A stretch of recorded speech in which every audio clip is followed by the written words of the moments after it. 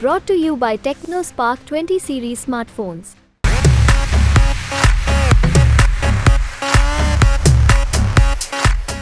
इस वक्त हम रायबरेली में हैं और रायबरेली में हमारे साथ हैं छत्तीसगढ़ के पूर्व मुख्यमंत्री भूपेश बघेल जी, जो कि एआईसीसी के ऑब्जर्वर भी हैं। यहाँ से क्या ऑब्जर्व किया अब तक आपने, ये बताइए। अभी तक ये है कि वैसे भी रायबरेली है वो गांधी परिवार से भी इनका पारिवारिक संबंध है और हर परिस्थिति में साथ देते हैं। और अभी तो और बढ़ चढ़कर लोग हिस्सा ले रहे हैं और ये लड़ाई जो है अब पार्टी या कार्यकर्ता का नहीं रह गया, ये जनता की लड़ाई होगी। तो वो जनता आपसे क्या कह रही है जब आप उस बीच जा रहे हैं? जनता तो यही कह रही है कि हम राहुल गांधी जी को भारी बहुमत से जिताएंगे। कितना मार्जिन फिर होगा? लाखों की बात कर रहे हैं, 3 लाख से तो ऊपर की बात कर रहे हैं। 3 छोटी मोटी बात नहीं हो रही, लाखों की बात हो रही है। राहुल गांधी को पसंद कर रहे हैं लोग यहाँ पर? बिल्कुल पसंद कर रहे हैं। जो अभी 4 सभाएं उनकी हुई, आज तो जी बड़ी रैली है अखिलेश जी के साथ, लेकिन 4 जो सभाएं हुई उसमें जो उत्साह लोगों को दिखा और उन्होंने जो न्याय की बात कही है उसे लोगों ने हाथों हाथ लिया है। और एक विश्वास लोगों का, जो आत्मविश्वास लोगों का है, राहुल गांधी पर जो विश्वास भरोसा है, वो देखने के लायक था। अच्छा, इससे जुड़ी एक चर्चा हाल में आपने कहा कि रायबरेली की जो जनता है वो सांसद नहीं प्रधानमंत्री भी चुन रही है, इसे लेकर बहुत चर्चा होने लगी। कहा जाने लगा कि क्या इंडिया अलायंस के पीएम कैंडिडेट का बघेल जी ने अनाउंसमेंट कर दिया है क्या? देखिए, इंडिया अलायंस में मेंबर भी नहीं हूँ, हमारी पार्टी के लीडर हैं, लेकिन जो जन भावना है और एक कार्यकर्ता होने के नाते मेरी जो इच्छा है उसको मैंने व्यक्त किया। तो क्या माने, और इससे आपको लगता नहीं कि जब इंडिया अलायंस के जो बाकी पार्टनर्स हैं वो इस बात से सहज है नहीं है, क्योंकि इसे ऐसे ही बताया गया कि क्या अनाउंसमेंट हो गया है, क्या औपचारिक तौर पर कह रहे हैं कि पीएम राहुल गांधी होंगे इंडिया अलायंस के? पहली बात तो ये है कि जब इंडिया अलायंस नहीं बना था तब भी बात ये मैं कहता था और इतने सारे इंटरव्यूज़ होंगे उसमें सब में मैंने ये बात कही है। तो ये कोई पहली बार तो बोला नहीं हूँ मैं। और रायबरेली आने के बाद यहाँ के लोगों से मिला तो यही कह रहे हैं कि हम तो पीएम को चुन रहे हैं। अच्छा, हम भी जब लोगों के बीच गए तो जो सेंटिमेंट आपने कन्वे किया वैसी ही बात सुनाई भी पड़ रही थी लोगों के बीच से। ठीक, वही तो बात कन्विंस हो पाए हैं लोग, आपको लगता है? बिल्कुल सही बात है। कुछ गलत नहीं है ये कहने में? भाई यदि राजनीति में जो आते हैं तो वो कोई साधु संत तो होते नहीं। यहाँ तो साधु संत लोग मुख्यमंत्री बने बैठे हैं, चाहे मध्य प्रदेश की बात करें, यूपी की बात करें और दूसरी जगह देखें। तो फिर जो राजनीति में है उसे क्यों पीएम नहीं बनना चाहिए भाई? सांसद हैं, 4 बार से 5 बार से सांसद हैं, पूरे देश को उन्होंने नापा है, लोगों की दुख तकलीफ को समझा है और उस हिसाब से न्याय पत्र उन्होंने जो बनाया है वो तो अद्भुत है और पूरा भारत को कनेक्ट कर रहा है वो हमारे न्याय। उसको तो प्रधानमंत्री तक उल्लेख कर रहे हैं लगातार। उसी की चर्चा हुई जब 5 अप्रैल को जब जारी हुआ, तब 6 अप्रैल से लगातार प्रधानमंत्री जी हमारे न्याय पत्र की वो प्रचार कर रहे हैं। कल तो बिल्कुल खटाखट खटाखट खटाखट बोल रहे थे। कितना प्रचार करेंगे? इससे ज़्यादा और प्रचार नहीं चाहिए जितना प्रचार प्रधानमंत्री जी हमारे घोषणा पत्र कर रहे हैं। अच्छा, जो आपने क्योंकि मैनिफेस्टो की बात की, मैनिफेस्टो में रोजगार को लेकर खास तौर से बात की हुई है, अग्निपथ स्कीम को लेकर बात की हुई है और भी ऐसे में युवाओं के बारे में बात करी, क्योंकि हम जब पूरे देश में अलग अलग जगह जा रहे हैं तो एक आक्रोश जरूर दिखाई देता है बेरोजगारी के मुद्दे पर। उस पर हाल में प्रधानमंत्री ने एक इंटरव्यू में कहा कि विपक्ष गलत नैरेटिव जो है वो प्रमोट कर रहा है। वो कह रहे हैं कि विपक्ष राजनीतिक रूप से बेरोजगार है, इसलिए सबको बेरोजगार कह रहे हैं। तो इसका मतलब ये है कि प्रधानमंत्री के पास रोजगार है इसलिए सबको रोजगार ही दिखाई देता, मतलब सामान के अंदर हरा हरा नजर आ रहा है। आज पूरे देश में अब रेलवे में भर्ती कितनी हुई, कब से हुई? सुनाई दिया? नहीं दिया। जितने भी जो सार्वजनिक उपक्रम है उसमें भर्तियां हो रही है, सारे सार्वजनिक उपक्रम ठेके में चल रहे हैं। सब जितने भी मतलब तृतीय चतुर्थ श्रेणी के कर्मचारी जो काम कर सकते हैं और तो और इंजीनियर तक के जो पोस्ट है उसमें भी ठेके के मजदूर काम कर रहे हैं। मेरे यहाँ भिलाई स्टील प्लांट है, मैं बहुत करीब से जानता हूँ क्योंकि मेरे घर से लगा हुआ है। मैं देख रहा हूँ कि वहाँ अब कर्मचारी रहे नहीं, केवल अधिकारी हैं, बचा सब ठेका श्रमिक है। और उसी स्थिति भारत सरकार में जो विभिन्न विभाग है उसके सारे पद खाली पड़े हैं। तो ये स्थिति ये है कि 30 लाख पद आज खाली पड़े हैं। दूसरी तरफ ये है कि जितने भी जहाँ लोगों को रोजगार मिल सकता था, जिससे लोगों को आरक्षण का लाभ मिल सकता था, वहाँ ये सब निजीकरण कर रहे हैं। अब चौधरी चरण सिंह जो एयरपोर्ट है उसको आपने अडानी को दे दिया, अब भर्ती होगी, वो वहाँ कौन काम करेगा? उसमें आरक्षण का लाभ मिलेगा कि वहाँ कर्मचारियों को? शासकीय होता तो कर्मचारी भर्ती होती तो उसमें आरक्षण का लाभ मिलता, महिलाओं को भी मिलता, ST SC OBC को भी मिलता। लेकिन अब तो अडानी वहाँ भर्ती करेंगे, सुरक्षा में तक में भी वो स्थिति रहेगी। तो आज स्थिति ये है कि जितने सार्वजनिक उपक्रम हैं जिससे लोगों को रोजगार मिल सकता था उसको आपने बंद कर दिया और केवल निजीकरण करके भी आरक्षण को ख़त्म किया जा रहा है। शासकीय नौकरी जिससे सुविधाएं मिल सकती थी, अब प्रतिस्पर्धा में कौन कम में काम करेगा, ये स्थिति बन गई है। और ऐसे में यहाँ तो करोड़ों की संख्या में है बेरोजगार, तो कम सैलरी में भी काम करने के तैयार। तो ऐसे करके पूरे देश के युवाओं के साथ ये नाइंसाफ़ी है। रोजगार पर गली कूचे सड़क पर बहुत बात हो रही है। हम भी न्यूज़ तक नुक्कड़ नाम का एक शो करते हैं जहां हम रोजगार पर ही अभी एक और बात जो अग्निपथ की बात करें, जी जी, अभी स्थिति ये गांव का जो प्रधान भी चुनते हैं तो 5 साल के लिए होता है, और देश के जो नौजवान हैं जो सीमा की सुरक्षा करेंगे उनके लिए 4 साल, और रिटायर हो जाएंगे 18 साल में भर्ती, 22 साल में बेरोजगार, बेरोजगार नहीं रिटायर्ड। तो मतलब उसकी शादी भी होगी तो लिखेगा भूतपूर्व अग्निवीर। ये इतना मतलब बेइज्जती नौजवानों की ये सरकार कर रही है। अब आप सवाल कर लें दूसरा क्या? जी, इसी से जुड़ा सवाल है, रोजगार से जुड़ा अग्निपथ। हम जब लोगों के बीच गए तो उनका आक्रोश जरूर दिखाई दिया बेरोजगारी जैसे मुद्दे पर, लोगों ने विरोध जताया, खासतौर पर युवाओं ने। लेकिन आपको लगता है ये सब वोटों में बदल पाएगा? ये आक्रोशित कन्वर्ट होता है और इसके लिए लगातार कैंपेन किया जा रहा है। देश देख रहा है किस प्रकार से विपक्ष को दबाया गया। आप कांग्रेस जैसे सबसे पुरानी पार्टी का आप बैंक सीज कर लेते हैं, आप सभी खाते बंद कर देते हैं ताकि ये खर्च ही नहीं कर सके। और पूरे देश के युवा देख रहे हैं, देश देख रहा है कि एक भी कांग्रेस का होर्डिंग आपको शहरों में या गांव में दिखाई नहीं देगा। यदि होर्डिंग दिखाई देता है तो केवल मोदी। आप न्यूज़ चैनल खोल लीजिए, कोई भी टेलीविज़न खोल लीजिए, केवल दिखाई देगा मोदी। आप ऐप खोल लीजिए तो केवल दिखाई देगा मोदी। रेडियो आप ऑन करेंगे तो सुनाई देगा मोदी। तो इसको क्या पढ़े लिखे लोग नहीं समझ रहे हैं? आप 2 मुख्यमंत्री जेल में डाल दिए, ये देश नहीं देख रहा है। और जो सुप्रीम कोर्ट के आदेश से SBI ने जो सूची जारी की उससे देश नहीं देख रहा है कि बड़े राष्ट्रभक्त बनते हैं और पाकिस्तान की कंपनी से चंदा ले रहे हैं, जो गौ मांस के निर्यातक हैं उससे चंदा ले रहे हैं, और जिस कंपनी के जितना वर्थ नहीं है उससे ज़्यादा आपने चंदा ले लिया है। इसको देख नहीं रहे हैं क्या?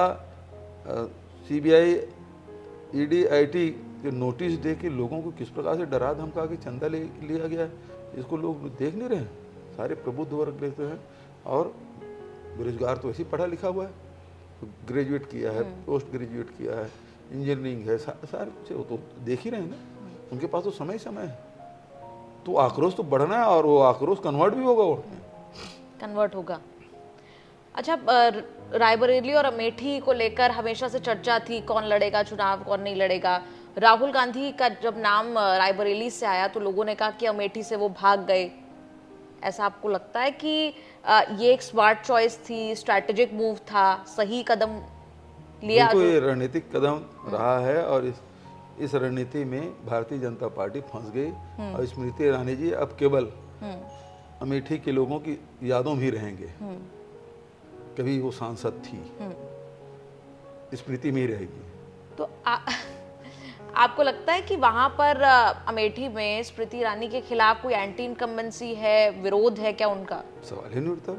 पूरा एंटी इनकम्बेंसी है। बहुत छोटी सी बात है, 13 रुपये हम चीनी देंगे, वो आज तक हुआ नहीं। 400 रुपये गैस सिलेंडर के लिए वो धरने में बैठती थी, आज 1100 पार हो गया है, लेकिन उस मामले में कुछ बोलती नहीं है। तो लोगों की जो रोज़मर्रा की जो आवश्यकताएं हैं उसमें तो कुठाराघात हुआ लोगों के साथ और धोखा हुआ है। विकास के नाम से कुछ हुआ नहीं है और एरोगेंट ऐसी हैं कि आम आदमी छोड़ो, कार्यकर्ता भी उसके पास जाने डरते हैं और झिझकते हैं। अच्छा, एक चुनाव और दिलचस्प है राजनांदगांव का, जी, दिल के करीब है। नहीं, आगे क्या अपेक्षाएं आपने लगाई हुई हैं, क्योंकि तो हम जानते हैं 1999 से बीजेपी का कब्जा है उस सीट पर। रिस्क लगता है आपको वहां से लड़ना चुनाव? कोई रिस्क नहीं है भाई, ये तो राजनीति है और प्रजातंत्र है, हर 5 साल में चुनाव होना है और हर इलेक्शन के अपने मुद्दे होते हैं। कोई एक ही मुद्दा चलेगा ऐसा तो रहता नहीं है। और वो सीट ऐसे कोई भारतीय जनता पार्टी की सीट रही है ऐसा कह नहीं सकते, क्योंकि अनेक ऐसे अवसर आए हैं जिसमें भारतीय जनता पार्टी पराजित भी हुई है। भाई मोतीलाल वोरा जी वहाँ सांसद थे, देवव्रत सिंह जी वहाँ सांसद चुने, उपचुनाव में चुने गए। तो ऐसा नहीं है कि वहाँ से दूसरे लोग जीतते नहीं रहे, इसमें जीतेंगे इस बार। अच्छा, इस बार क्या आपने क्या अलग किया? क्या अपनी स्ट्रीट फाइटर वाली इमेज शेड करके कहीं ना कहीं silent door to door campaign आप करते नजर आए? कुछ चेंज किया क्या स्ट्रैटेजी में? देखिए, अभी तो मतलब बहुत ही हमने लो प्रोफाइल में चुनाव लड़ा, यही मैं बात कर रही हूँ। और दूसरी बात यह है लगभग वहाँ 1000 गाँव में मैं मतलब जनसंपर्क मैंने किया और हमारे कार्यकर्ता भी घर घर गए, एक बार नहीं 2-2 3-3 बार गए। तो इससे लोगों का संपर्क बढ़ा है और हमारी जो योजना है उसको पहुंचाने में सफल रहे। और दूसरी बात यह है कि छत्तीसगढ़ की जनता कहीं न कहीं अपने आप को ठगा हुआ महसूस कर रहे हैं कि जो राज्य सरकार कांग्रेस की सरकार जो गई है उसका मलाल तो सबको है, उस सरकार को एक बार रिपीट करना था, ये मन में तो कहीं न कहीं वो भावना थी, उसका भी लाभ हमको मिला। अच्छा, जब चुनाव हुआ तो आपने कहा कि ईवीएम में बाकी सबकी फोटो बड़ी, मेरी छोटी फोटो थी, क्या था वो मामला? और आपने कहा कि लोगों ने आपको कॉल करके बात बताई। सही बात है, उससे कुछ बदलेगा क्या? उससे क्या फर्क पड़ता है? वो भूपेश बघेल को भी जानते हैं और पंजा निशान को बहुत पहले से जानते हैं, तो पंजा निशान देख के बटन दबाए, लेकिन जब देखे फोटो उसको छोटा कर दिया गया, दूसरे फोटो बड़े हैं, तो निर्वाचन आयोग तो वही करेगा जो भारत सरकार चाहेगी। लेकिन आप देखें जिस प्रकार से अब प्रधानमंत्री भाषण देते हैं और नड्डा को नोटिस मिलता है और उसका जवाब क्या हुआ आज तक किसी को पता नहीं है। निर्वाचन आयोग की शिकायत करो तो कोई कार्रवाई होती नहीं है, दर्जनों शिकायत हो गई लेकिन कोई एक्शन हुआ नहीं हुआ, तो उससे उम्मीद ज़्यादा नहीं है। आपने कहा कि षड्यंत्र पूर्वक ये किया गया, क्या षड्यंत्र आपको इसके पीछे लगता है? ताकि भाई लोगों को यदि चेहरा देखेंगे तो न दिखे। ये लोग भूपेश बघेल को वोट करना चाहते हैं, वो देखे फोटो, कहाँ है फोटो, वो कॉलम दिखा नहीं तो फिर उसके बाद पंजाब वाला लाइन देखें, तो जो चुनाव चिन्ह वाले लाइन देखे तो पंजाब देखे फिर वोट दिए, तभी तो बोले मुझे। आप कॉन्फिडेंट है अभी भी अपनी पॉपुलैरिटी को लेकर? बड़े कूल सीएम आप दिखते हैं। ये तो लोगों को प्यार है, लेकिन कॉन्फिडेंट है राजनांदगांव से भी अपनी जीत को लेकर? छत्तीसगढ़ में भी अधिकांश सीट हम जीतेंगे। कितनी सीटें अभी कहना मुश्किल है, लेकिन भारतीय जनता पार्टी ज्यादा जीतेंगे। कोई अनुमान सीटों का? अब देखिए 11 सीट है तो भारतीय जनता पार्टी या तो हमको 6 मिलेगा, भारतीय जनता पार्टी 5 ही मिलेगी, तभी हम ज्यादा होंगे। अब 6 से ज्यादा भी हो सकते हैं। अच्छा, पिछले साल हम जानते हैं कि अभी छत्तीसगढ़ का चुनाव हारी कांग्रेस पार्टी, और हार का ठीकरा जो है वो सबसे ज्यादा जो है वो बड़े नेता पर ही फूटता है। वो दौर कैसा था? हार का ठीकरा जब फूटा, ऑब्वियसली जाहिर सी बात है आप मुख्यमंत्री रहे, सबसे बड़ा ठीकरा नहीं फूटा, वो तो लोग हतप्रभ थे। मतलब छत्तीसगढ़ की जनता, छत्तीसगढ़ के कार्यकर्ता, नेता, सब लोग हतप्रभ थे कि कैसे हार गए हम। तो ठीकरा फूटने का सवाल नहीं उठता, हार कैसे गए। अभी भी लोग कहते हैं हमने तो वोट दिया था आपको, वोट हमारा गया कहाँ? नहीं तो होता ये है चुनाव के बाद भले हारने वाले प्रत्याशी को वोट दिया रहते हैं, लेकिन रिजल्ट आने के बाद वो सब साइलेंट हो जाते हैं या फिर जो जीते हुए प्रत्याशी की तरफ बोलने लगते हैं हाँ हमने दिया था। लेकिन अभी भी 6-7 महीने बीतने के बाद भी छत्तीसगढ़ में पूछेंगे हमने तो कांग्रेस को वोट दिया था, लेकिन गया कहाँ हमारा वोट। अच्छा, आपको लगता है इस बार वोटर साइलेंट है? शुरू में कहा जा रहा था चुनाव ठंडा पड़ गया, मैं पूरे देश भर की बात कर रही हूँ। जी आपको लगता है वोटर साइलेंट है इस बार थोड़े? नहीं, खुल के बात हो रही है, इनके बातों में नहीं आ रहे हैं। और नहीं आ रहे हैं इसी कारण तो प्रधानमंत्री जी एक दिन कोई बात करते हैं, दूसरे दिन कोई बात करते हैं, तीसरे दिन फिर कोई बात करते हैं, तो उसके बाद की विशेषता तो समाप्त हो गई है। इसी से जनता समझ गई है कि भारतीय जनता पार्टी जा रही है, एनडीए सरकार जा रही है, लोग मान लिए हैं। अच्छा, एक सवाल जो चर्चा के विषय में बना रहा पिछले महीनों में, महादेव बेटिंग ऐप केस का, उसमें हाल में एफआईआर भी दर्ज हुई, जिसमें सवाल मेरा ये है कि लोगों के बीच जब इस तरह की बात जाती है, लोगों को नहीं पता डिटेल क्या है एफआईआर की, उसमें क्या नेम किया गया, क्या रेफरेंस है, क्या नहीं रेफरेंस है, लोगों को आप कैसे कन्विंस करेंगे कि वो छवि जो है, जो बनाई जा रही है या जो केस हुआ है, उसके माध्यम से वो छवि ना जाए, आप एक कद्दावर नेता होते हुए? पूरे देश में अकेला राज्य छत्तीसगढ़ जहां महादेव सट्टे पे एफआईआर हुआ, और 1-2-72 एफआईआर हमारे शासनकाल में हुआ। और प्रधानमंत्री जी बोले महादेव तक को नहीं छोड़ा, महादेव सट्टा चल रहा है। हमने एफआईआर की, हमने 450 लोगों की गिरफ्तारियां की, पैसा भी वसूल किया, बैंक खाते सीज किए गए, और जो विदेश भाग गए हैं उसके लुकआउट सर्कुलर हमारे शासनकाल में जारी हुआ। अब जो आदमी विदेश भाग गया तो उसको पकड़ के लाने की जिम्मेदारी भारत सरकार की होती है, उन्होंने कुछ किया नहीं। अब तो डबल इंजन की सरकार है, राज्य में भी सरकार उसकी है और दिल्ली में उसकी सरकार। अब हालांकि 4 जून के बाद नहीं रहेगी, लेकिन ये 6 महीने तो हैं डबल इंजन की सरकार। लेकिन इस डबल इंजन की सरकार में महादेव सट्टा तो चल ही रहा है। इसका नाम क्या रखा जाए, विष्णुदेव साय ऐप, विष्णुदेव साय सट्टा कि नरेंद्र मोदी सट्टा रखा जाए? क्योंकि अभी भी चल रहा है कि अमित शाह सट्टा रखा जाए। जब चल रहा है, जब डबल इंजन की सरकार है तो सट्टा बंद क्यों नहीं हो रहा? इसका मतलब ये है कि वहां से भी मोटा माल ले लिया गया है, तभी नहीं बंद हो रहा है। अच्छा, देश भर में एक दावा जोर शोर से किया जा रहा है, पहले ही फेज के चुनाव से पहले ही 400 पार, उस दावे पर क्या कहेंगे? हाँ, उल्टा पड़ा उनको। अब वो सफाई दे रहे हैं, पहले 400 पार इसलिए कि संविधान बदलना है, लल्लू सिंह जी कह रहे हैं कि वो अनंत हेगड़े कह रहे हैं, डिप्टी सीएम राजस्थान कह रही हैं कि 400 पार इसलिए कि हम संविधान बदलना है। अब वो स्टैंड बदल दिए। पहले तो बोले नहीं नहीं नहीं नहीं नहीं बदलेंगे, आरक्षण समाप्त नहीं होगा, मतलब अम्बेडकर जी भी आ जाएं तो भी नहीं बदल सकता। मतलब अम्बेडकर से बड़े हो गए, इतना अहंकार। वैसे भी राम से बड़े हो चुके हैं ये लोग, भगवान को वो लोग लाए हैं, है ना, तो वो बहुत बड़े हो गए हैं। अब वो बोलते हैं कि 400 पार इसलिए चाहिए कि ये अयोध्या के मंदिर को बदल ना दे, उसमें परिवर्तन न कर दे, इसलिए 400 पार। कांग्रेस शुरू से कहती रही कि यदि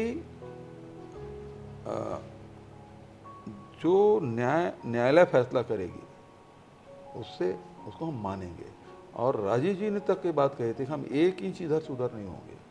तो न्यायालय फैसला आ चुका है और हमने उस आदेश को स्वीकार किया है। अब वो मतलब ये है कि आप बोल के फंस गए हैं, अब कभी आपको संविधान बदलने के लिए तो कभी आप मंदिर के लिए बोल रहे हैं। मतलब ये है कि आप अपने स्टैंड में कायम नहीं रह पा रहे हैं और बार बार अपना स्टैंड बदल रहे हैं। जैसे अभी बोले मुसलमानों के बारे में, मैं तो ताजिया के नीचे जाता था, उस दिन हमारे घर खाना नहीं बनता था, दूसरे दिन फिर मुसलमान के खिलाफ जहर उगलना शुरू कर दिया। तो आपका स्टैंड, आप एक स्टैंड में कायम नहीं रहते, मतलब कुछ तो गड़बड़ है। ये मैं इसी बयान, शायद आप उसी का जिक्र कर रहे हैं जो अभी एक इंटरव्यू में प्रधानमंत्री ने कहा है कि जिस दिन मैं हिंदू मुसलमान करूंगा उस दिन मैं सार्वजनिक जीवन या राजनीतिक जीवन में रहने योग्य नहीं रहूंगा। इस बयान पर बहुत चर्चा है, आप क्या कहेंगे इसमें? हाँ, तो इसमें तो सीधी सी बात है, प्रधानमंत्री जी इसके पहले कितने बार बोल चुके हैं, जिसके ज़्यादा बच्चे हैं, जो घुसपैठिए हैं, और मतलब इसको पूर्व प्रधानमंत्री मनमोहन सिंह जी के बयान को तोड़ मरोड़ के पेश किया गया, केवल मुसलमानों के हक है यहाँ के संपत्ति पे, ये तक उन्होंने कहा, जबकि वो बात थी नहीं। उसके बाद आप एक दिन ये कहते हैं कि आप ताजिया के नीचे से जाता था, भोजन नहीं बनता था, और दूसरे दिन फिर से आप मुसलमानों का राग अलापना लगते हैं। या तो आपको स्मृति लोप होने का की बीमारी हो गई है आपको, या फिर अपने स्टैंड में क्या करें क्या नहीं करें, किन तरह की विमूढ़ जो स्थिति है वो हो गया है। अब उसी इंटरव्यू में एक और लाइन बोलते हैं, हो सकता है मेरी माँ ने मुझे जन्म दिया हो। अभी तक दुनिया में तो यही होता है, माँ ही जन्म देती है भाई, लेकिन इसमें भी उसको प्रश्नवाचक चिन्ह हो सकता है मेरी माँ ने जन्म दिया, मतलब उसको विश्वास नहीं है कि उसकी माँ ने जन्म दिया उसको, या वो कहना चाहते कि मैं अवतारी पुरुष हूं, मैं अवतरित हुआ हूं, या तो ये भ्रम है उनको। तो ये कंफ्यूजन क्रिएट करने वाले बयान है, और वो खुद ही कंफ्यूज हो गए। अब माँ जन्म देगी उसमें भी उनको विश्वास नहीं है, माँ जन्म देती है उसमें विश्वास नहीं प्रधानमंत्री को। तो इससे ज़्यादा मैं हास्यास्पद बयान दूसरा नहीं दे सकता। और इतना बेशर्मी के साथ बयान देते हैं मुसलमानों के बारे में, मतलब आँख को शर्म भी नहीं बची है प्रधानमंत्री जी।